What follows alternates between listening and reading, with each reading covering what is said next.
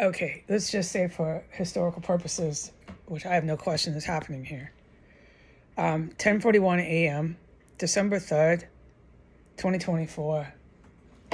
Okay, I'm not making any reports. It's not going to happen. This might be the only thing I say on the internet today. I'm sitting here in my chair, and my creator, my guardian angel, was so strong that it was like now, and I know exactly what to say, so I'm going to say it, and then we can chat, or I can chat, about it, but let me get it out. So in Pittsburgh, when I got out of drug and alcohol rehab, I was 31. Okay, I think anyone who listens to me remembers how I walked from the Lower East Side all the way. I can't remember the names of Manhattan. It's because I can't remember anything. And there's all this construction and semi trucks. Yeah, I'm still in DC. I really don't want to plug my ears, and I really don't want to blast a sound machine. Okay, so I'm so sorry if this is hard to hear, and whoever keeps listening, I thank you so much. Okay, so, let's start again. I walked all the way at 30 years old. I was finally done at 30. Yeah, I was hardcore. I didn't give it up. Nope, wasn't going to stop drinking, okay? It wasn't until I was in my 30s that I finally admitted I had to stop getting wasted. Okay, so at 30 years old, I walked all the way from, it's basically Chinatown, Lower East Side. I was in Chinatown, Bowery area. And I walked. It was like 1 a.m. It was one of those moments. I'll tell the story in detail. I'll write it because it was an amazing time in my life. It changed my life forever. There's points in a person's life, they never forget it. Not any second of it. And it's like if they want, they can go right back there. I remember how cold it was. It was December. It was December 9th. It was 1 a.m. I'll never forget any of it. I walked the city of Manhattan all the time. No, I wasn't a call girl. That's why I stopped doing this, so I didn't end up in Rikers. So I didn't end up selling my body, dude. I saw what was happening. You have a moment of clarity, and I'm like, I can't keep doing this. I was too scared. I was more scared of going to Rikers, okay? Oh, fuck, dude. I would do anything before I sold my body and started pimping myself or any of that crap. I don't know a lot about that, okay?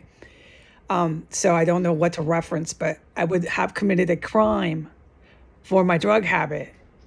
Yeah, duh. Before I go sell my body, okay? But that's where it was taking me. I had a serious drug habit, a daily habit for 2 years, all right? About 2.5. It wasn't 3. I'm proud of that, okay? Because how scary it got. I'll never forget any of this. All right, so for 2 years, I went hardcore, dude. I was a New York punk, wasted, all the way Johnny Ramone, all the way Sid and Nancy, dude. Just watch those movies. That was me. And it was nothing to be proud of, except that I was an anarchist punk through it.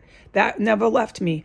That anarchist punk, that I never put up the bands. I know I don't put up punk rock. That's because I've been punk rock since I was 12. I've become this. I embody this. Every word I speak is anarchist punk rock. Every book I read. I want to take Econ 1 and Econ 2 because I have this vision of being like Emma Goldman. That's not what I'm taking. I'm actually taking Econ 1 and Econ 2 so I can communicate with economists. I know, but in my world, okay, we all live in our own world. Every one of us has a world we live in. That's okay. It's cute. It's sweet. It's perfectly fine. But in reality, I'm actually doing it so I can learn the basics and go on with further classes. It's not to write Emma Goldman anarchist literature. Sure, I can. I sure will. But it's not why I'm taking economics, although that's how I feel and like to think. It's not the facts. God knows why I'm taking econ courses. I know too, but he knows. And so you can sit there and talk to professionals, Heidi, okay? You can be anarchist, punk rock, all you want in your head. Go for it. This is how I created you. I want that. Even when you were wasted, a complete New York City, Manhattan punk, gutter punk, wasted on a bench. Every day doing it defiantly to drop out of society and tell everybody how much I hated them. All right? They didn't like you either. No, you were so repulsive, okay? Sid and Nancy were pretty bad.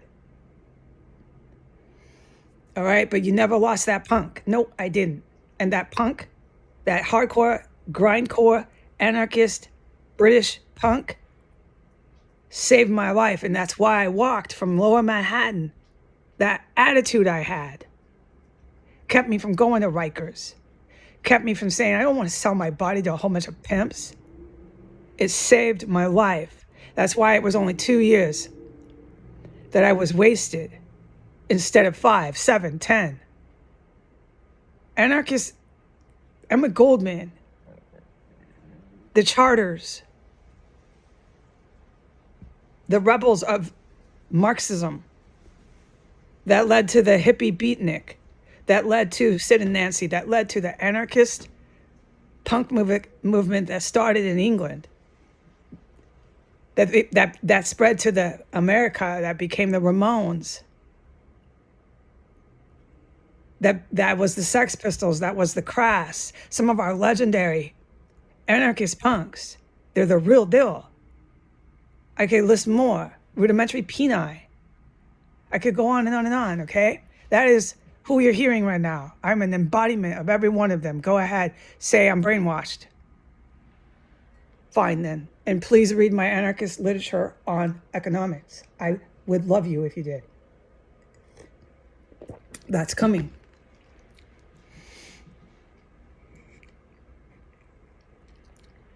When I was 31 years old, turning 31, I just turned 31. It was December. I walked from Lower East Side all the way to by the New York Times building. The New York Times building is a bunch of crap. They're evil. They tried to attack our country. By 2024, they're toast. They can sit there in their cubicles all they like. But right across the street from the New York Times building is the Greyhound bus station. So I walked, miles, from the Chinatown all the way to Midtown, okay? That's where it is, Manhattan, at 1 a.m. on December 9th. And I got on the bus and I never touched that shit again. Cocaine, I never touched it again. It had brought me down. I was facing going to prison, selling my body. I was too scared to go further with it. And I really was facing that, okay? I didn't walk up the island with my guitar. I had lost my guitar. I sold it. I remember I sold it at a pawn shop in Lower East Side for fucking drugs. I sold my amp. I sold my guitar. I started doing stuff that every junkie does before they die, pimp themselves, or go to Rikers. I did it all. Textbook, classic. I was no different. But I had that moment of clarity sitting in that Chinatown hotel. I had this cheap little hotel I was living in. I sat there. I got so scared. I had gotten in a fight with a Puerto Rican bitch. She's a gang member. I had a scratch on my hand. Just this little scruffle fight, the little junkie gets into. I got into one. I had this scratch on my hand.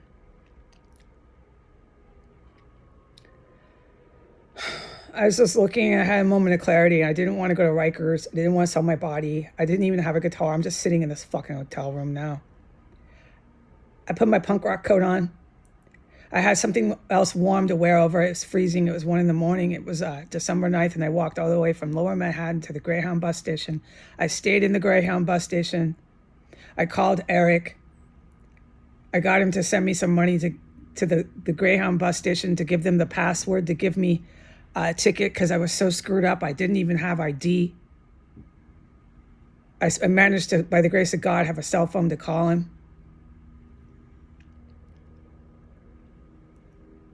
I went all the way to Pittsburgh about 5 a.m. I slept the whole time like a little junkie on the bus, sweating and sleeping off all the drugs.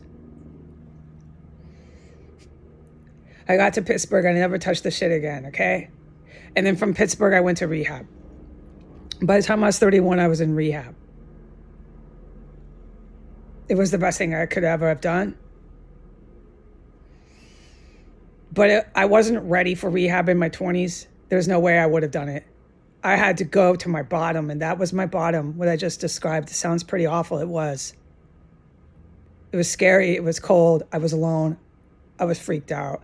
I never touched the shit again. I was so freaked out. Okay. I came back about a year later from my outpatient, and I went to inpatient and then outpatient. All this AA. I met some really amazing people in AA in California. They had like 20 years. They're some of the most amazing people, and they're still in our country today. They are 48% in our population that I fight for. They don't want any of the stuff that's happening in the country right now. They just want to live really good, normal, happy lives. They're part of our citizens that I am fighting for. After 7 years, you think I forget them? They couldn't do what I did, just run off with the special forces. No, I know that. I could, I did. That's my story. Their story is they're still going to AA. They got 20 years, 25 years, maybe counting. And they're the people that you can't wait to see at the meeting. You can't wait to hear them talk. You want to be like them. You want that 20 years. You want to listen to what they have to say. So I remember I was in Pittsburgh. I got my shit together again, you know. I really was doing it this time. But I didn't want to really quit drinking, and I knew it. I was 31. I was still really young. And I just really wanted to still go to the bars, play pool, be punk rock. I couldn't really psychologically hang up drinking. So I still had that craving. They call it cravings to drink, although it had been over a year. So I had accomplished a year. By the time I went back to college, you can investigate all this. There's the college records. Once again, Heidi's back in college. She's been going to college since she's 22, always in and out, which is good. And I finished my classes and I got good grades. But I would drop out and then go back in every like 6 months. Be back in school. The only time I wasn't in school was when I was being Sid and Nancy in Manhattan, which I just described again, how scary that was and why I never went back to drugs. I never touched coke. I touched coke, and 2 years later, that's where I ended up. I ended up in a really weird, cheap hotel room in Chinatown. No, I didn't sell my body. You can tell I don't know anything about that. If you follow me, so I don't need to sit here and defend myself. I didn't, but I knew I wasn't stupid. I'm heading there. I just sold my guitar and my amp for fucking money, for drugs. What's next? What's next? I was more scared I was going to end up in Rikers arrested. What am I going to steal and think up next? Some sort of crime. I was scared of what I was becoming. I had my punk rock coat. That was it. No more guitar. I'm just sitting here. I said no more. I'm scared. I got in a fight with that Puerto Rican bitch. She's a gang member. I thought this is going to be bad. These people are going to fucking hurt me. I'm crazy. I'm one of these people that's scoring drugs from them. I just almost got my ass kicked. Actually, I fought her. People look at me now and they're not surprised, but sometimes I underestimate my fighting skills. She did not accomplish what she was trying to take my money. She's trying to rob me. She got messed up trying to do that to me.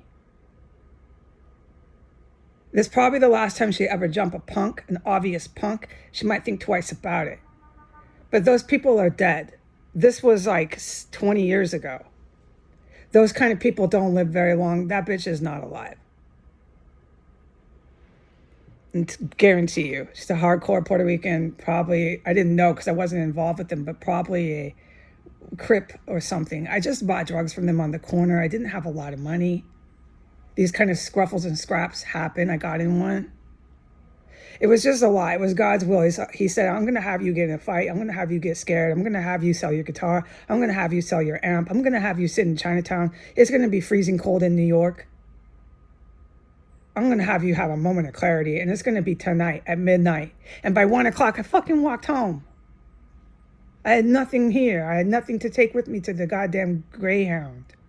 I waited until the bus ticket, and I got on, and then I went to the rehab, and then went back to the East Coast, okay? I came back about a year later from California, went to Pittsburgh, back in college, okay? I did really, really good. I started doing really good in college. I always did, but I was even better because I was sober. That's where I took my Western Civ at 31 years old. Western Civ was very boring to me, but I got really good grades. That's where I took my constitutional law. I took a lot of neat courses and classes, and I love college. Okay, all right.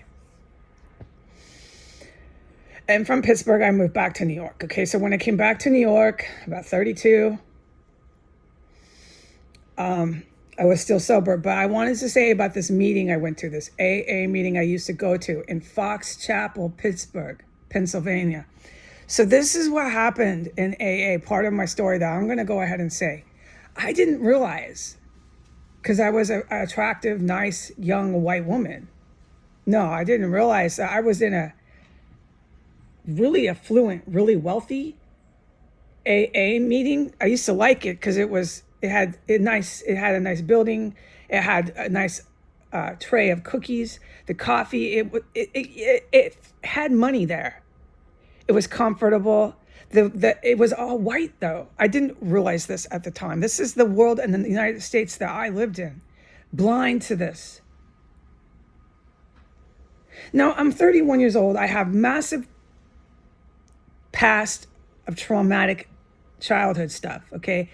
The traumatic childhood stuff had not been dealt with.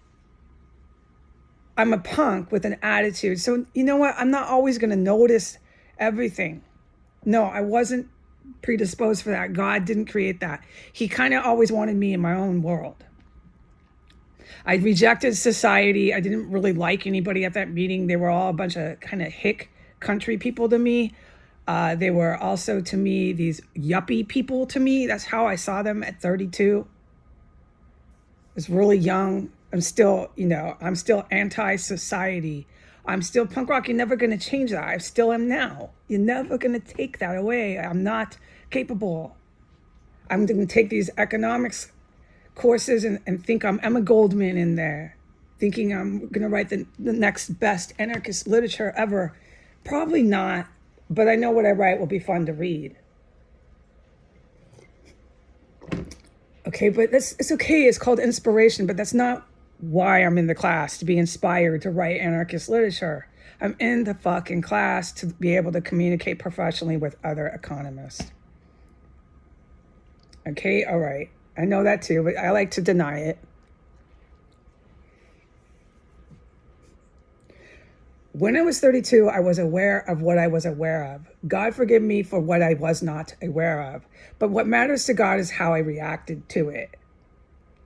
Okay, I was in an AA meeting. I went to a lot. It was about twice a week. It was close to where I lived in Fox Chapel, Pittsburgh. I lived with Eric Williams, who betrayed me, who broke my heart. He was a friend of mine. We'll talk about it later. I knew him for 20 years and counting. Like, I knew him forever. He turned out to be involved with the Russian mob. I didn't know that. I'm this stupid punk that everybody knew was annoying, I guess, that never got involved with these kind of people. No, the mob doesn't want anything to do with women like me. I think that's been proven. So I'm basically the same as I was when I was 31, 25, but I wasn't aware of the people around me and what they were really all about. So Eric was like my friend. That's the extent of it. And he really helped me. He helped me get out of New York. He helped me when I needed a place to go. I slept in his guest room in his house in Fox Chapel, Pittsburgh. And when I came out of rehab, Eric was, like, to me, a really good friend. This is a person that's doing very kind things, what I described, but he was in the mob. He wasn't so fucking kind. I didn't know that. Eric died and went to hell. He had to pay for what he did. You can do all the nice things you want, but if you do enough, you're going to go there. He's actually on his way from hell into purgatory. I'm glad, because the Eric I knew, there was two of them. There was two Eric Williams. I don't want to start crying right now.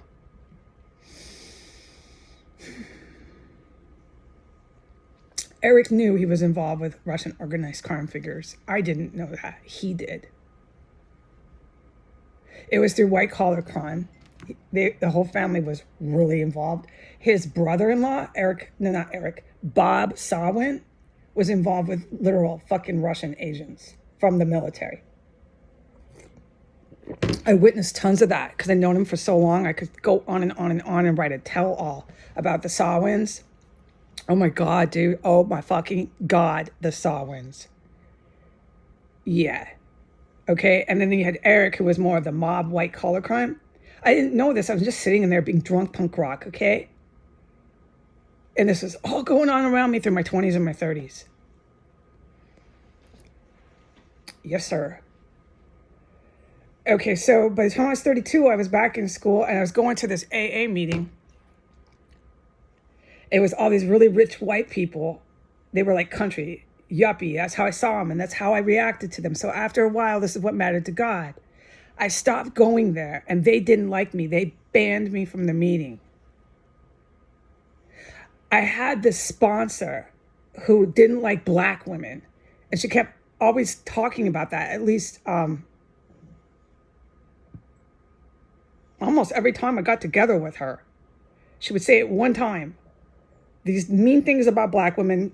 We'll talk about what it was exactly later. So I responded to her really weird, and I was really angry at God.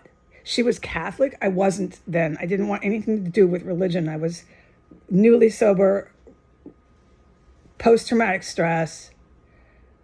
I was giving my life to the African angels. That's who my higher power was. So I would tell her that. The Orisas, African angels. I say, okay, I got to have a higher power. That's it. And that was working for me, dude. It had been working for me since rehab. That's my higher power.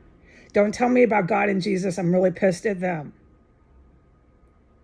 Okay? I think a million people can understand the anger they might have against God and Jesus, okay? Because of what happened to you in your life if you've gone through some really painful things. You blame God, you blame Jesus. We all do. So at that point in time, don't bring up God and Jesus to me. I had African angels. They were my higher power. And it was working for me. I had over a year sober. But this sponsor was always, every time I met her, said terrible things about black women. And I'm listening to all this rap music and punk rock music. But she kept sponsoring me. And why? Because I was living in Fox Chapel. I was living in Eric's house. I don't know if she knew about the Russian mob, but I was a rich white girl. She kept sponsoring me. She didn't drop me, okay? But every time I met her, up with her to do the AA stuff, she kept going after black people. Only one time she would say, every time something horrible about black women. Black women. And I didn't realize what she was trying to figure me out. She was trying to see where my limit was, if I could be part of this AA meeting racist KKK shit. But how I reacted to it was what mattered. I dropped her, and I said, it's because you talk too much about God. You're pushing God on me too much. She wouldn't acknowledge my African angels. Now, I sound funny because this needs more explaining, and I know that, but I want to cram this in as fast as I can, okay? I'm up to 26 minutes. She wouldn't acknowledge my African angel. She just wouldn't. And we were having problems, and she started doing creepy stuff. There were some nice people in Pittsburgh AA. I remember some of them were nice. They didn't go to that meeting very much. It's in Fox Chapel. And then I started picking up on some of the things they were saying. When I would say I like this or that black musician, they would slam me down. So hard. I'll tell you what they said later, but so hard that my heart broke. I felt really bad. I felt really negative and upset. And I didn't realize they didn't like black people at the meeting. That's why there was no colored people there. I'm sorry if I say the wrong word. Colored, black. I don't know how to say this without offending people, so get over this, all right? Get over this and hear what happened. At this meeting, it was all rich white people, yuppie and country people, and I was there trying to get sober. So it was hard for someone like me in the United States to get sober because you go to some of these meetings and it's a gang of fucking Ku Klux Klan. Probably not really the Klan, but dude, if you're black, if you're brown and you go there, you don't come back. They won't be nice. If you're a rich white girl like I was, you're just fine. But they're going to make you feel bad enough where you'll eventually stop coming. And that's what happened. I started going to other meetings away from Fox Chapel, Pittsburgh. I didn't want to give up alcohol. Didn't want to give up AA. I didn't want to really start drinking again. So I kept going back to AA, but I got out of Fox Chapel, Pittsburgh. Okay? I stayed in college, all of that. Finished my classes, got good degrees, all of that. And then I went back to New York, okay? But that's not what I'm talking about. I'm talking about that sponsor. Oh my God, I'll never forget the shit she said. She said it every fucking time I talked to her, dude. She was a vile racist. That was her group, and they were super rich, super white, super money, country, yuppie people. They made me feel so fucking bad about myself. Yeah, they made me feel so fucking bad. Okay, so I'm up to 26 minutes. I had to express that. For anybody who's in AA right now, yeah, I cussed. Yes, I'm being myself. No, I'm not talking to economist right now, so I don't have to put that attitude of Miss Professional. I don't. We're not sitting talking economy. We're talking sobriety. I had to leave that meeting, and for people in America, it's really hard to just find the right place to go where you're not with a whole bunch of racist, soulless psychos. Okay, I'm begging people to not give up. If you're one of me and one of us, and you just want to be together with people who are moral and kind, and you just want those 20 years of sobriety because your life got so scary and you can't keep drinking and you can't keep getting high. I drank since I was 12 years old. By the time I was 28, 29, something like that, 28, I found cocaine. Cocaine brought me to the bottom. In 2 years, I was scared to death. I sobered up at 31. That is my story of sobriety. Okay, goodbye.